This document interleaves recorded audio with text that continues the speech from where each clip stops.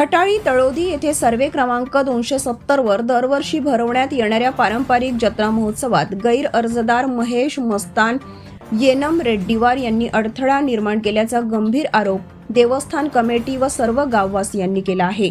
या संदर्भात उपविभागीय अधिकारी गोंडपिपरी यांना ठाणेदार रमेश हत्तीगोटे यांच्यामार्फत निवेदन देत तातडीच्या कारवाईची मागणी करण्यात आली आहे। देवस्थान कमिटीनुसार जत्रेसाठी आलेले पाळणे, झुले व इतर साहित्य उतरवण्यास मनाई करत देवस्थान कमिटीनुसार जत्रेसाठी आलेले पाळणे, झुले व इतर साहित्य उतरवण्यास मनाई करत जाणीवपूर्वक अडथळे निर्माण करण्यात आले।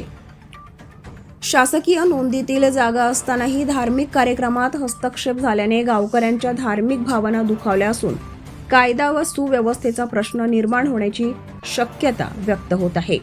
दरम्यान प्रशासनाने त्वरित दखल न घेतल्यास दिनांक 10 जानेवारी 2026 पासून बाजार चौक तळोदी येथे चक्काजाम व बेमुदत उपोषण करण्याचा इशारा ग्रामस्थांनी दिला आहे।